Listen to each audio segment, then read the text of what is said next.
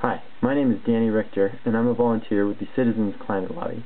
It's a national, grassroots, nonpartisan organization that is fighting for a sustainable climate.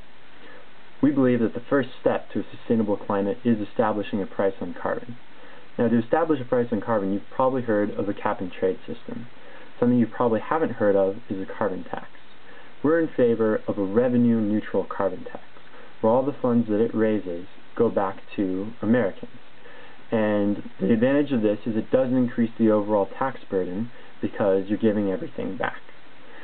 This is really important in the downturn.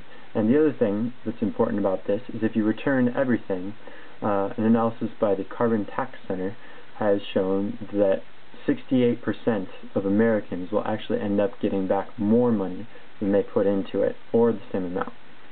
So the other great thing about this is that the poor tend to spend less on carbon than the rich, so this is a progressive tax. This makes sense. The poor don't have mansions, they don't drive 3 cars, they don't take as many airplane trips, so it makes a lot of sense.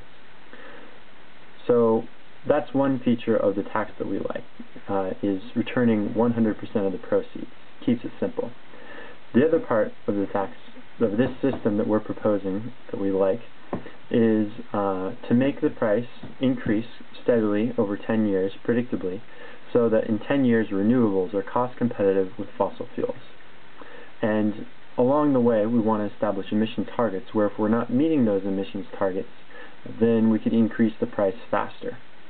This way we're still allowing for ourselves to improve.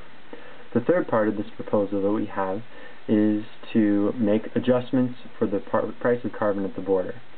So in this tax we want it to be as far upstream as possible. So at the well, at the coal mine, that's where it would be assessed, and at the border. So things coming into the United States like oil, like coal, or like really fossil fuel intensive products, a tariff could be set on those. That tariff could be used to pay back businesses who are exporting to countries that don't have this. That way American businesses aren't hurt abroad, and they're not at a disadvantage when we import stuff. So we think this is a really good system. It has many advantages over cap and trade. The first and most important in our eyes is that it can be imposed really quickly. Cap and trade systems take anywhere from 4 to 7 years to set up, whereas this, because it's going through the tax code, could be done really quickly. Part of the reason why cap and trade systems take so long to set up is because you have to establish a whole market with a whole bunch of rules. You have to establish those border things. You have to figure out regulation of that. None of that happens with a carbon tax. It's very simple. You can put it in place quickly. So that's one reason why we like it. The other reason why we like it is, again, because you don't establish a new market. Goldman Sachs was actually one of the biggest contributors trying to get the House version of cap and trade passed, because they knew that they were really smart and they could manipulate the market and make a lot of money out of it. You can't do that with a carbon tax. It's too simple. Another reason why we like it is that this is the recession.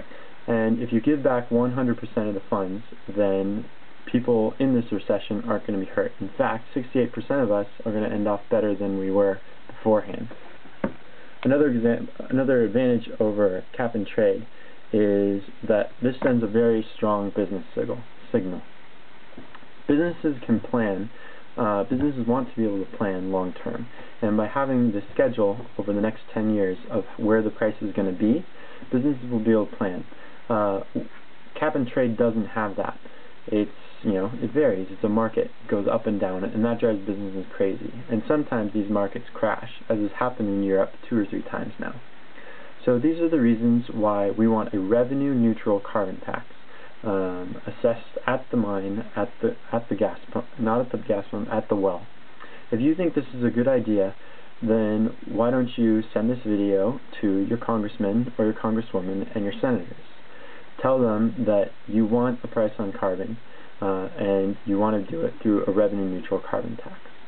And then, after you're done with that, you can send it to all your friends, or even better yet, you can make your own video and you can do it like that. So yeah, I hope that you enjoyed this video. I hope it gave you something to think about, and let's stop this climate thing.